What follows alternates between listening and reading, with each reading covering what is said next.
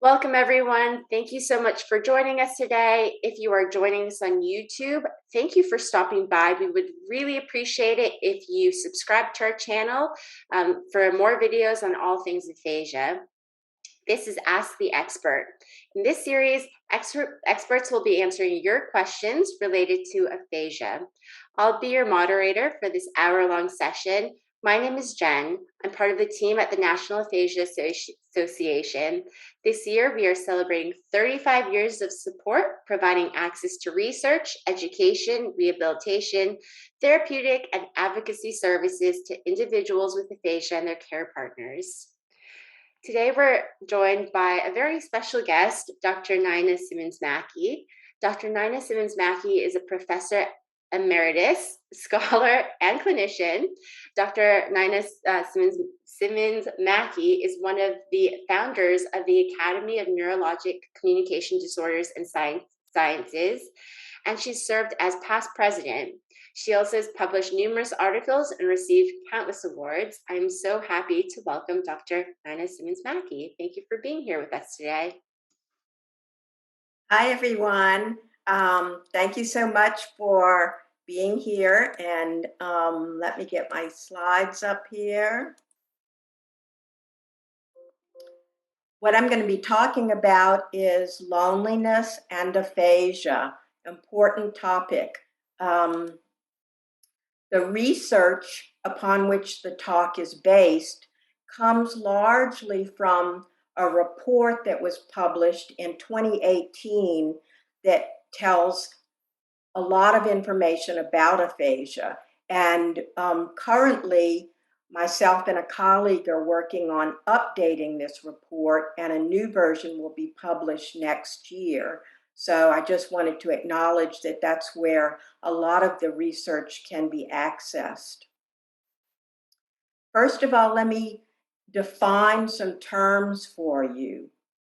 Social isolation and loneliness. They're two different things, really, but they're often talked about kind of in the same context. Social isolation is an actual lack of social contact with other people. In other words, you aren't around other people when you want to be. Loneliness is the feeling of being isolated from other people. So we can be lonely even when we are in the midst of other people, even when we have social contact with others. It's a feeling. So what have we learned from research on loneliness? First of all, lots of people feel lonely. These are some statistics from the US, Britain, and Australia on the percent of adults who report loneliness. So you can see about a quarter of the population for those countries. But aphasia is a major risk factor for social isolation and loneliness. It goes beyond what we see in the general population. And in fact, look at these statistics. This is for adults in the US, about 22% are lonely. Older adults, about 33% are lonely. And for people with aphasia, it's been reported up to 80% of people with aphasia are lonely. That's pretty markedly different. Loneliness and social isolation tend to increase in the aging population, and it affects caregivers or spouses as well as people with aphasia. So it's not always just the person with aphasia, but close family members who can experience loneliness. You can feel lonely even with your own family, and that's because aphasia can change family relationships. Sometimes those deep conversations that help us connect with each other are missing. Aphasia sometimes makes people feel disconnected from their family members. Another thing that we find is that people with aphasia report losing their friends. And so their social networks tend to shrink. And so that means that they have fewer and fewer people that they interact with on a daily, weekly, or monthly basis. Also, the number of friends often decreases over time. So people with aphasia have told me things like that early on, their friends were there for them, and then they just seemed to drift away and they didn't see them anymore. In fact, one study found that some people with aphasia had no friends after 1 year with aphasia, which is pretty tragic. So lack of friends, changes in family relationships, smaller social networks, all can contribute to feelings of loneliness and actual social isolation. Well, does it matter if someone feels lonely or is socially isolated? And the answer is a resounding yes. The World Health Organization has named social isolation as a significant public health concern. Why a health concern? Well, there are a bunch of reasons. Loneliness and social isolation is associated with depression and anxiety, higher levels of disability, lower quality of life, higher blood pressure, coronary artery disease, reports of chronic illness, an increased risk of dementia, 45% increased risk of death, and higher healthcare costs. So you can see it's not just that loneliness is something that we feel that is uncomfortable, but it's actually associated with physical and mental issues. Lack of social relationships and loneliness is a greater risk for disease or death than obesity, than alcohol abuse, or smoking 15 cigarettes a day. In fact, loneliness is so important that some countries have actually instituted programs to counteract loneliness. Britain has established social prescribing so that doctors can prescribe social community services along with medications and diet and so forth. Australia has established a Seniors Connected program to help older people avoid social isolation. Japan has created a government minister of loneliness and social isolation. So lots of countries are recognizing the importance of loneliness and its effect on health. So if they're so important, what can be done for people living with aphasia? Remember, we said that people with aphasia are at risk for social isolation and for loneliness. So are there things being done to counteract that? Well, for one thing, one-on-one speech-language therapy usually does not address loneliness or social relationships. And in fact, in a recent review of research studies, only one study described an intervention for friendship in aphasia, for making sure that people with aphasia have friends. So it doesn't seem that loneliness or isolation is being addressed in traditional rehab in the way that we would hope.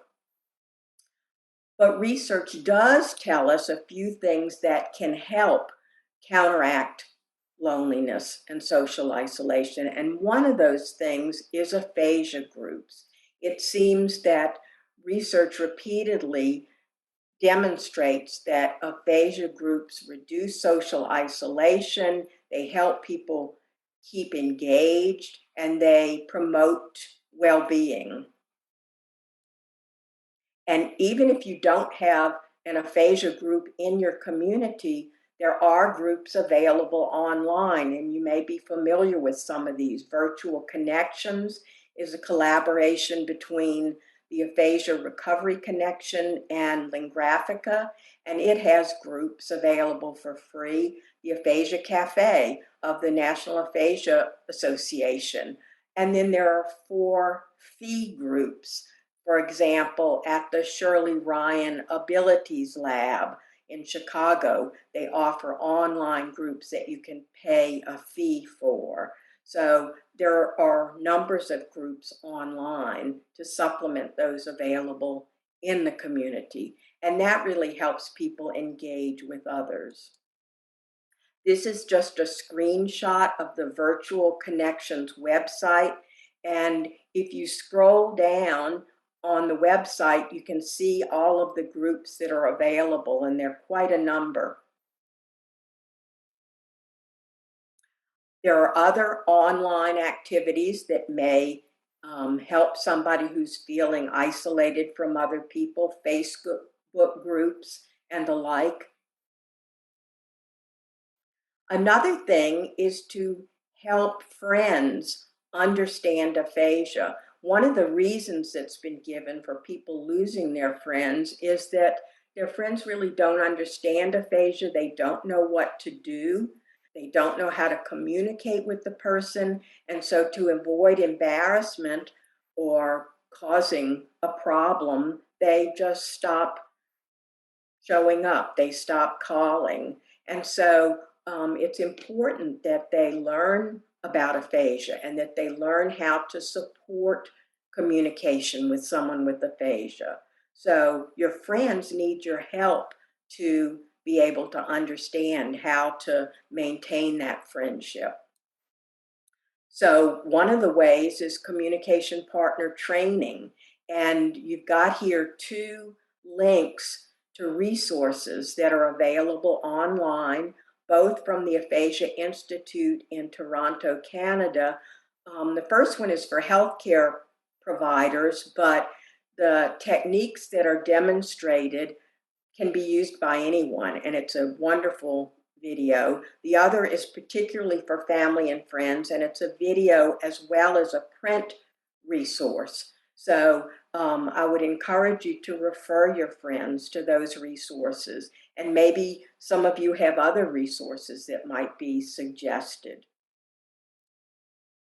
The other thing is research on how to maintain friends in aphasia. And this is just a snapshot of a poster that was presented at the recent International Aphasia Rehabilitation Conference in Philadelphia. And the poster is actually the first step along the way to develop a program for people with aphasia to maintain friendships with their long-standing friends so they don't lose friends. Another thing that research has told us is that doing things helps dispel loneliness and feelings of isolation. And that really depends on what your interests are, but there are things available. For example, joining an aphasia choir. There are online choirs. If you're a singer, which I am not, but some people really enjoy that. There are online choirs that you could join and engage with that kind of activity. Volunteer activities that don't require a lot of speaking might be appropriate. So volunteering at a soup kitchen or at an animal shelter. Animals don't care how we speak, but they do care about someone paying attention to them, giving them love, giving them attention. Finding a way to help other people often makes people feel less lonely, and educating others about aphasia. And I'm going to give you a couple of examples of those from my past life as a therapist.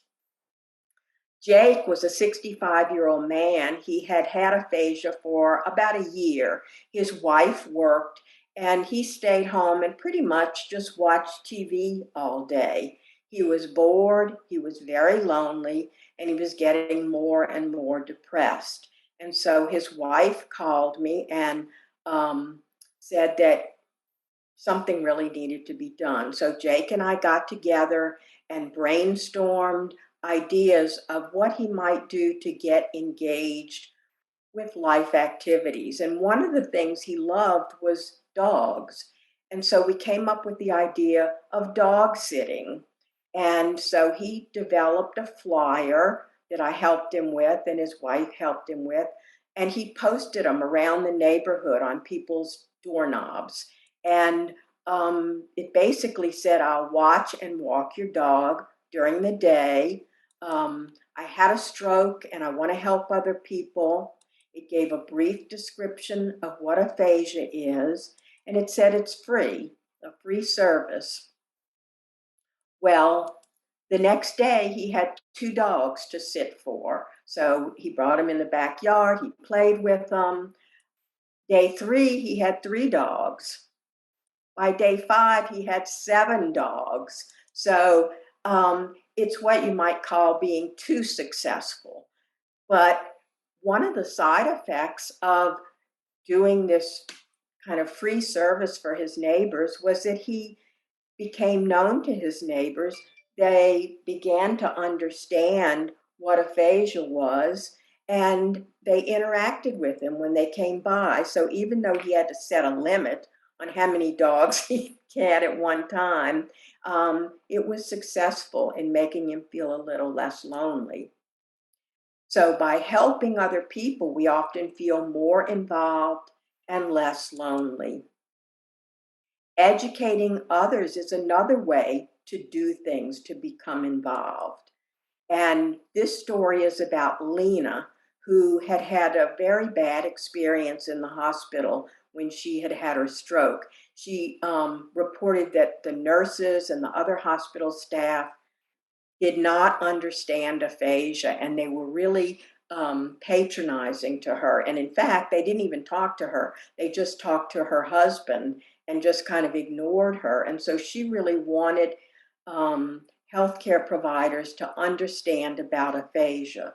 So she got a volunteer to help her work on a script to present to nursing students at our school. And she and the helper worked together to write a script about the experience of aphasia in the hospital. They planned props like PowerPoint slides and notes or words to cue Lena to what she was supposed to say. And she practiced and practiced and practiced some more. And then she went and presented to first-year nursing students at our school, and they loved it. And they said they would never, ever be the kind of nurses that didn't speak to the person with aphasia and didn't communicate with them. And in fact, it was successful because nurses that graduated from our school at that time knew about aphasia. And Lena felt great because she had done something to really change the world.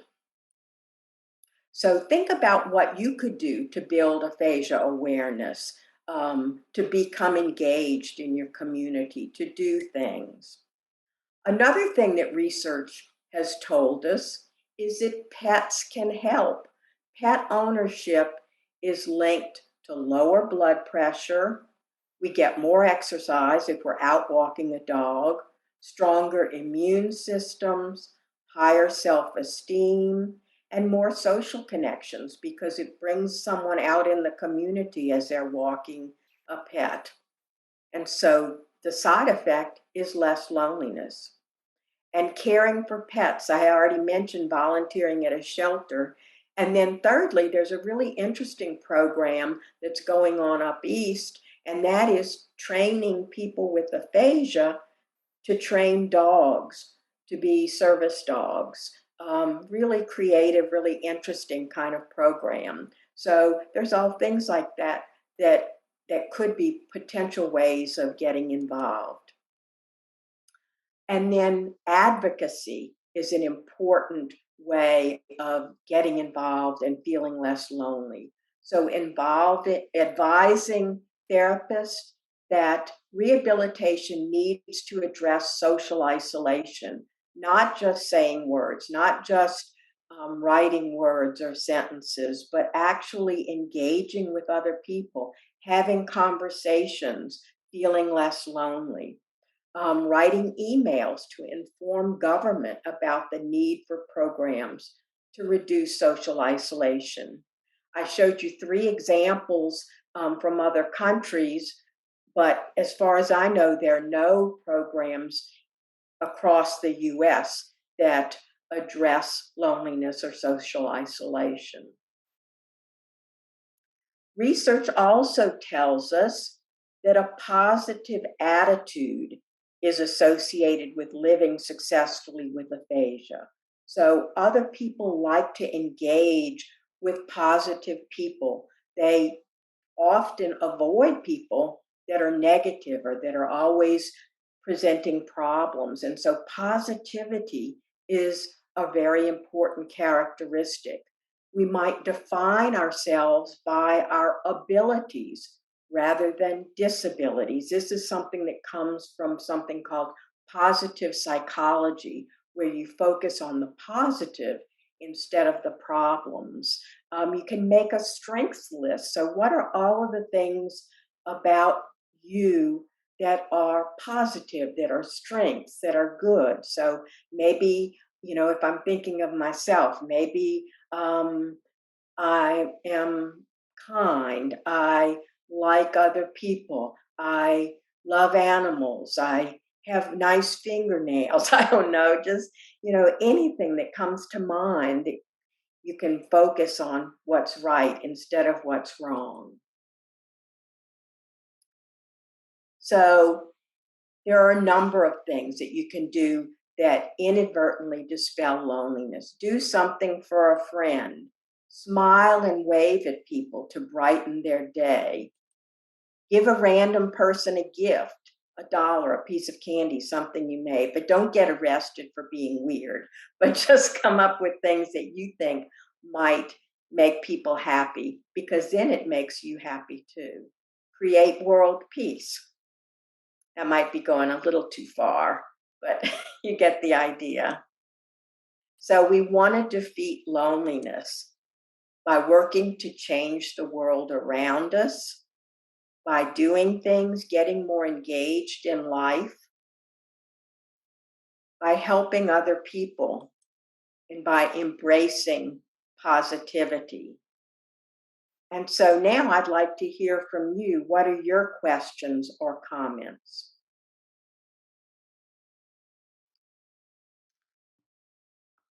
Dr. Nina Simmons Mackie, thank you so much for your presentation. We do have a few questions, but before we get to the questions, I want to quickly share something. So you had mentioned the Einstein Healthcare Network's program with dogs. Mm-hmm. And this is the website that you shared with us. And just to let our audience members know, we actually also did an Ask the Expert about this specific topic. So if you are interested in watching that video, it's not here. It can be found on our YouTube channel, and it's with Dr. Sharon M. Antonucci. And I will put that link in the chat box for anyone who is interested. Okay, let's get started with some of these live questions. So my first live question says, my wife's aphasia has been caused by Alzheimer's rather than a stroke or head trauma. Consequently, the local aphasia recovery center does not offer much hope for improvement. Any suggestions? So maybe you could talk a little bit about primary progressive aphasia? Yeah, it's a different diagnosis, clearly. And so the approaches are different. I think, but some of the recommendations that I had on these slides apply equally. So one of the things with primary progressive aphasia is really understanding the disorder and learning how to live positively, how to look at what the strengths are and capitalize on those strengths, and looking for online groups that people might engage with that have similar kinds of diagnoses. Our next question is, do you have any information on groups of widowers who have aphasia? Wow, that's a new one for me. No, I don't really, but that there might be some out there. I'm just not aware of it. Um, you know, posting a question on some of the Facebook pages might be a way to find out. And I will also mention that the National Aphasia Association has many online groups that are also free, and so maybe they're not targeted to widowers who have aphasia, but you might be able to find some support in those groups as well. So if you're interested in any of those groups, I will also put that in the chat. And Okay, other people might be interested in creating a group like that. that's true. And if that's something you're interested in, please feel free to email me. I'm going to also put my email address in the chat. My next question, one thing that made COVID less stressful has been to subscribe to Gurdeep Pandya, I hope I'm saying that correctly, a Bhangra dancer, ambassador of happiness and well-being. He is from Canada. So not really a question, but a very lovely comment. Yeah, that's interesting. I'm going to have to look that up. Okay, let me go to my pre-submitted questions. I'm going to share my screen. So my first question is, for those people with severe aphasia, do you recommend a mental health counselor or a psychologist even when it's difficult to communicate? What advice do you have in these situations? Yeah, well, that's a great question. Um, research has shown that for situational depression or milder symptoms, that's not major depression, but milder depression, working on things like getting involved in activities, aphasia groups, aphasia choirs really helps with low mood. But if the depression is more severe, then a mental health professional is needed. But as you alluded to in your question, most of them are not familiar with aphasia. They don't know how to do counseling with someone with aphasia. And it is a different um, type of therapy.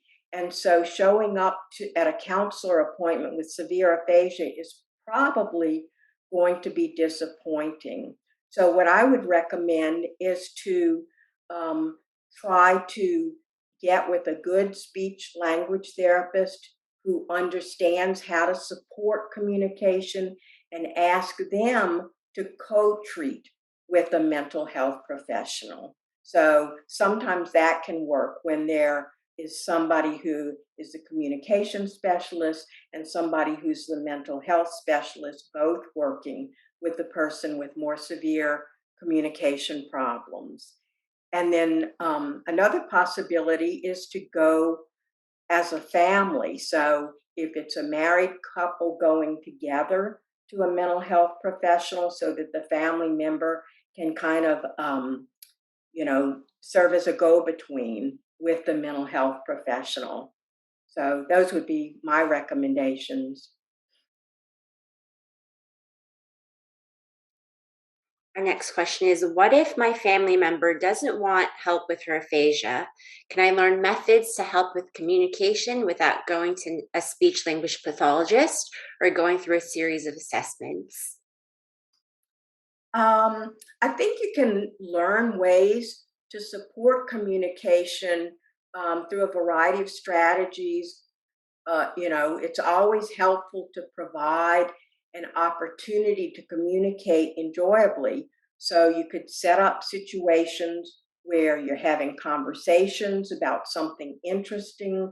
You can use supports like supported conversation for aphasia that would help your family member communicate, that would keep you engaged. But it's important to recognize that that's encouraging and stimulating communication and enriching the environment of communication rather than doing speech language therapy, which is not easy. I mean, that's why people have to have an advanced degree to do that. But I think you can do a lot to help somebody who does not want to go to a speech therapist by just engaging them in positive communication activities.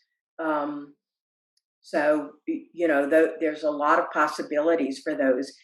You could even play games where you draw topics or you have to guess what the other person is trying to communicate to you. There are a variety of ways to stimulate communication and conversation that are positive. Great. So the next few questions are mostly from, I think they're from family members and friends of a person with aphasia. What resources are out there to specifically support family, friends, care, and communication partners?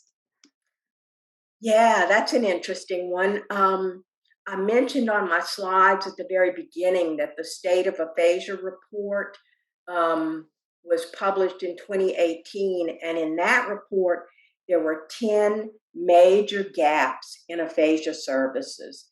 And one of the big gaps was support for family and friends.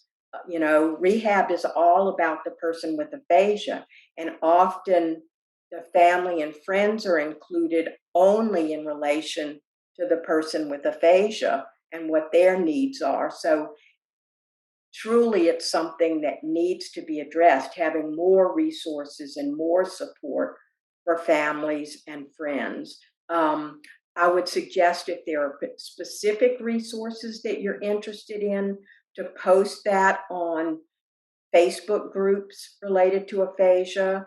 Um, and see if you can find specific resources.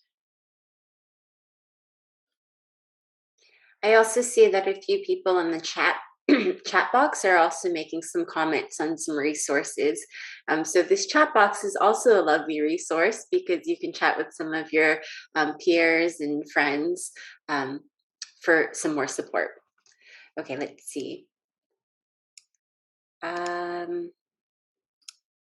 From a care or communication partner standpoint, what can I do if WH questions aren't understood, whether verbal or written? And just to clarify, WH questions are things like who, what, where, when, and why. Yeah, that's a hard one to answer because it depends on the type of aphasia and the severity of aphasia. Because failure to understand a WH question could be due to any number of a variety of sources.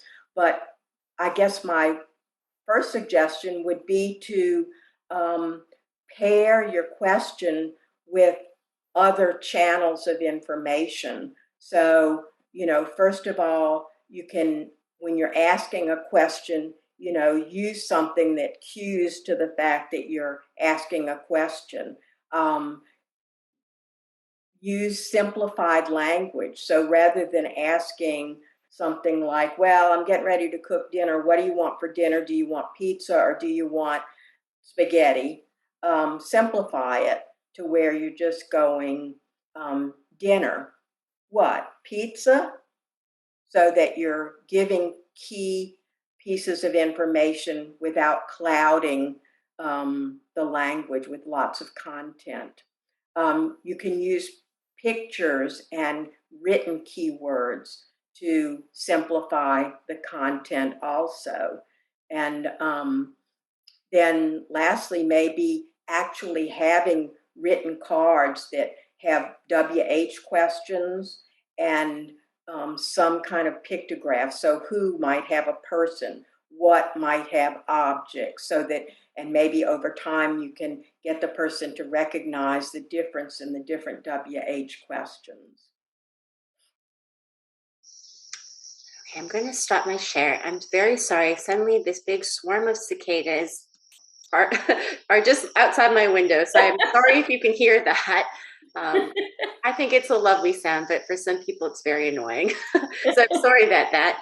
One of our live questions is Dr. Nina Simmons Mackie, how did you get involved in this field? Oh gosh, I wanted to be a marine biologist. And they didn't have that program at the university. And also, my father was dead set against me being a marine biologist. And so I just went to the school counselor and said, just sign me up for anything. And the first course that I took in speech pathology, I loved so much. It was like serendipitous. And so here I am. The marine biology bit is being celebrated in the chat box. Okay, so let me share my screen again.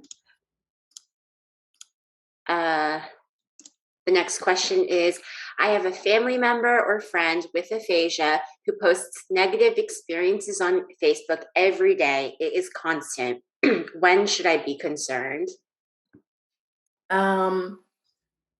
Yeah, that's a hard question. But it's a really good question. You know, it's something that often is not addressed, but there are statistics for stroke in general, and stroke patients experience double the suicidal ideation of the general population. In other words, they think about suicide twice as much as people in the general population.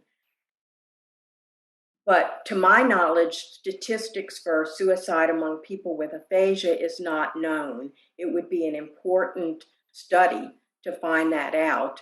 But since the risk factor in a related population is high, we need to be concerned about risk for suicide and aphasia. And so looking for typical warning signs, like any mentions of wanting to die or not wanting to live or similar. We never want to assume that the person is just trying to get attention.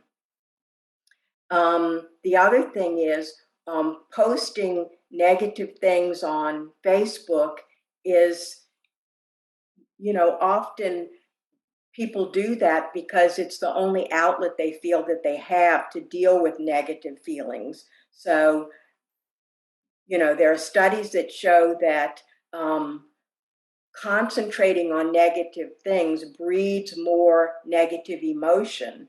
And the opposite is true. Concentrating on positive things breeds positive feelings. So there's even research that shows if you just force yourself to laugh, that it makes you feel better. So posting things like that is a kind of a call for help, but at the same time, it's self-defeating call for help. So if you're able to talk to that person face to face, if you know them and see them, could you encourage some of the ideas that we talked about on the slides, trying to be more positive? There are tricks that therapists, that psychologists use, such as wearing a rubber band, so that every time you have a negative feeling or suicidal ideation or problems popping up, you pop the rubber band to make yourself aware of how much negativity is going through your head. Maybe make an agreement with the person that they have to post only positives for 1 week. Write down one good thing that happened today and post it. It can be a big thing or a small thing. I had a really nice cup of coffee. Post a gratitude. I'm thankful that it's a sunny day. That the whole thing of posting negatives is a symptom of depression. And so it can't be ignored. It's something that needs to be attended to. Can you get the person to agree to counseling? And again, back to earlier what I said about counselors often don't know about aphasia. Maybe the family member could go with the person to counseling, or maybe go to the counselor to see how to deal with that kind of negative emotion and negative behaviors. and see if it's cause for concern. And what if that person doesn't necessarily want to go see somebody? What would you suggest in a situation like that? I mean, I think maybe the family member, I'm not sure if it's a family member or a friend, but maybe that person could go to a counselor and say, please give me specific strategies to deal with this behavior. And often they can advise on, a step-by-step guide to how to reduce a behavior like that, or whether they should be more concerned about it. Okay, our next question is, in what ways might a caregiver encourage and motivate someone who has aphasia to engage in conversation and stay motivated? So I know we went over this a little bit already, but do you have any more insight into this? Um, well, I guess, the success is the best motivation. So making sure that when you're conversing with the person, that it's enjoyable instead of feeling like a speech practice or a task that they have to do. So, um, as I said, you can use supports like supported conversation for adults with aphasia, um, so that the person is able to communicate more successfully. Make sure that the person is able to get their ideas across so that it's a give and take instead of, pretty much one-sided. Make sure that as a partner, you're giving positive acknowledgement. So think about a conversation, things like nodding or going, no kidding, or wow, gets the other person to keep going. So learn how to use those positive acknowledgments to keep that person engaged in conversation. Um, Sometimes it's hard to find things to talk about. And so, again, as I mentioned earlier, playing a game where, you draw a card that has a topic on it, and it has to be something interesting, like, maybe tomorrow it could be your views on Charles becoming King of England, or, what do you think about children using cell phones? So that the interaction, the conversation is motivating in itself instead of trying to tell the person. You really need to practice more. You really need to use your communication to get better. Instead, make the actual event something that they want to do, that they enjoy. So I have a live question. Does aphasia often manifest as desiring to sleep 10 to 12 hours a day or more? I wish I could come up with more motivation. Wait, say that one again. Sure. So I believe this is coming from a person with aphasia who's having trouble motivating herself, him or herself.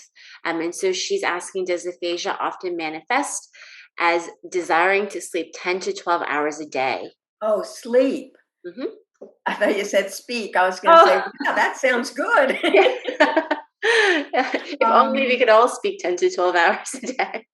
Yeah, fatigue is one of the under discussed side effects of aphasia or any other brain issue. And so, it's not uncommon to feel very fatigued when you have aphasia. But fatigue is also a symptom of depression. So if you're feeling low, if your mood is down and you're using sleep as, for that reason, then that's something that has to be attended to. And maybe talking to your physician if there's anything that is contributing to sleeping so much. My next live question is a friend has aphasia. She is in a wheelchair in assisted living, where most people have dementia or Alzheimer's. I do not know if she understands me or how I can help her. She cannot speak really. I don't know if she realizes that I cannot understand her. She doesn't have much contact with her family, and the nurses, of course, cannot give me much information. Sorry for such a long question. Do you have any input?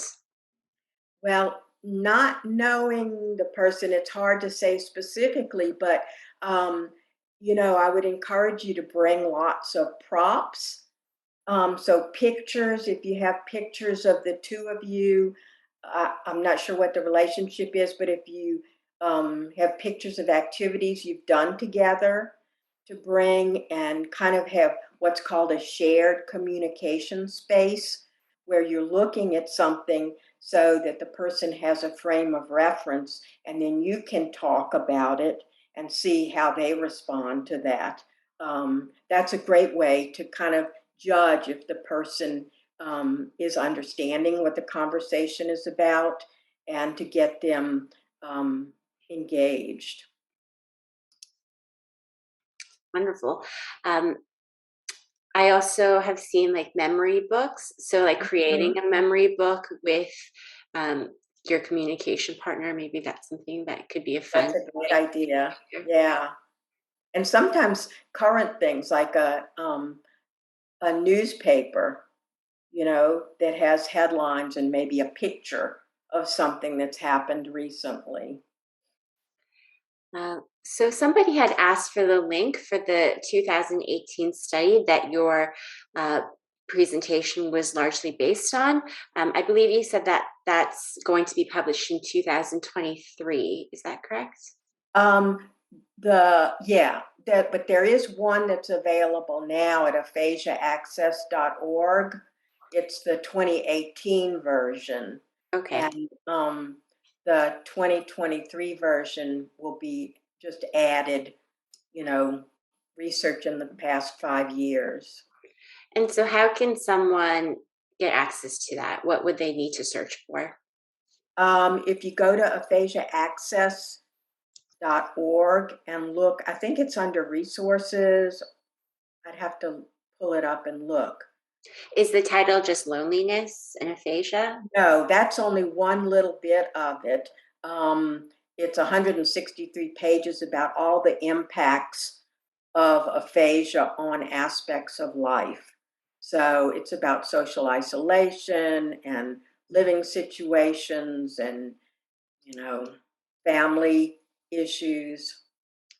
Okay, so I'll try to search for that, or at least put the instructions on how to find it in the chat box. Let me go back to my shared screen. I thought I saw another question come in. I'll look for it after this next question. So the next question, it feels like people don't want to hear about my problems anymore and they ignore me. What can I do? So I think you also touched a little bit about this in your lecture, but we'd love to hear a little bit more. Yeah, that's an important question. Um, you know, I I really feel for you, whoever wrote that question, because you're reaching out to other people and they're not responding, and that's very depressing and very isolated.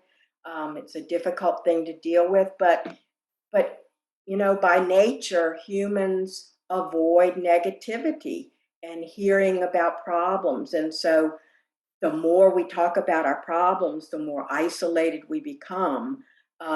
That's why counselors are paid to listen to problems because no one else wants to hear it. That's not always true, but you might consider getting some counseling, but also think about how to turn your talk around, how to be more positive.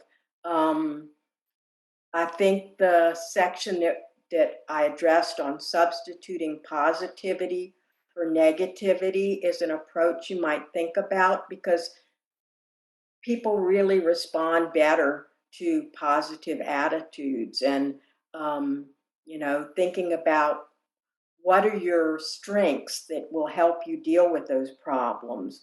How can you use those strengths to address any problems? And then in your relationships with other people, building on those strengths and trying to avoid just voicing your problems. That's easier said than done, I know.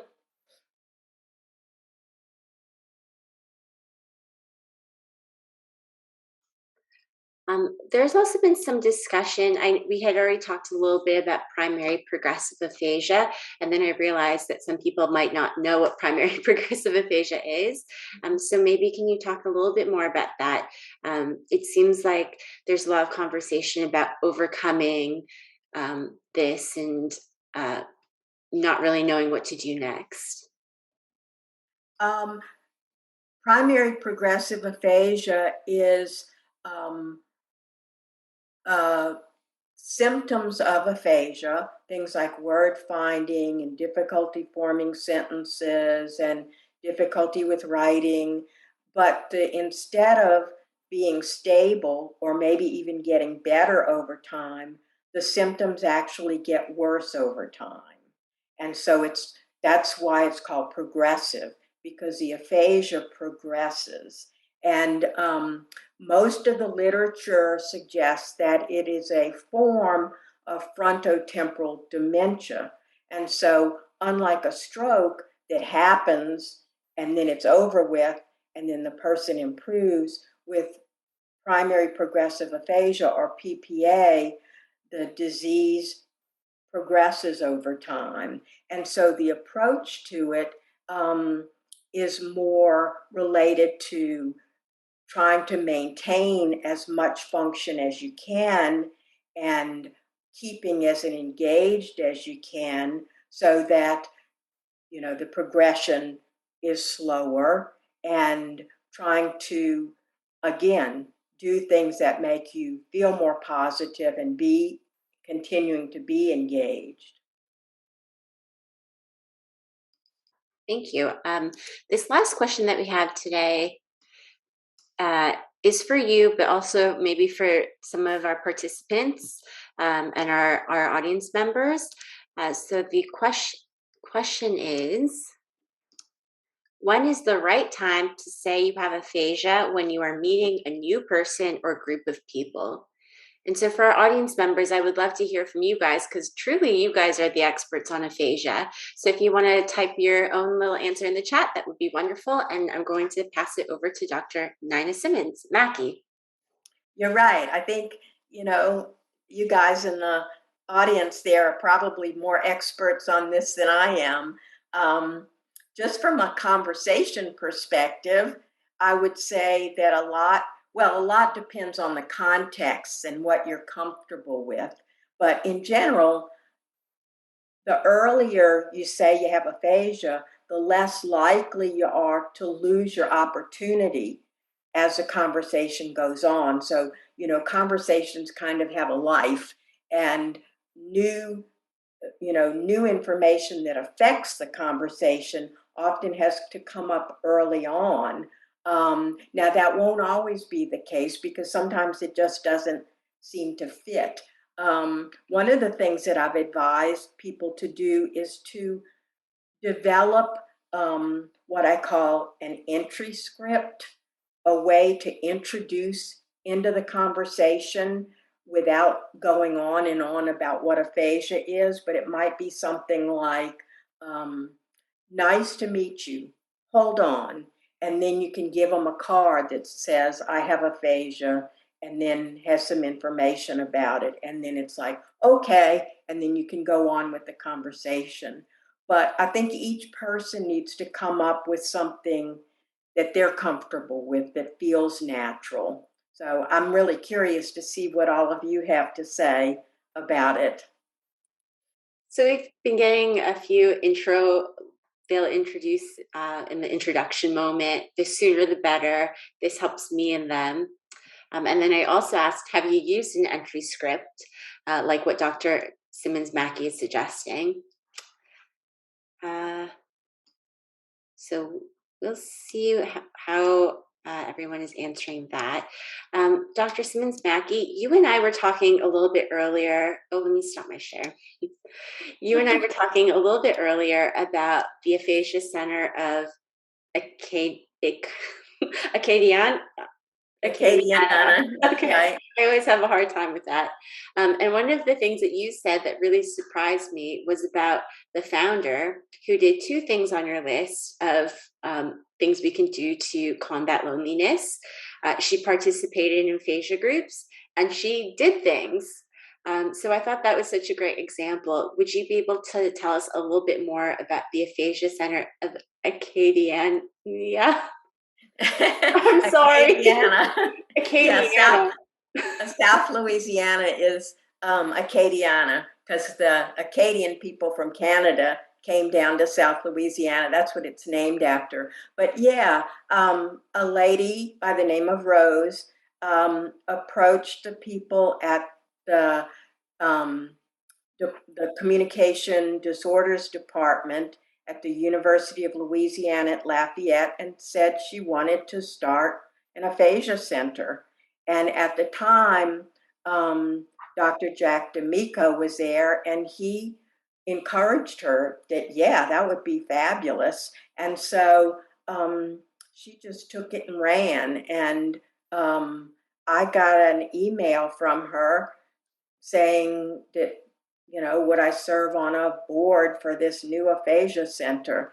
And so, you know, in spite of having aphasia, she was able to get people to volunteer. She used the resources of the university department, which was important because it, you know, she didn't need to get a freestanding building. She had speech pathology supervisors who were there so students could get involved.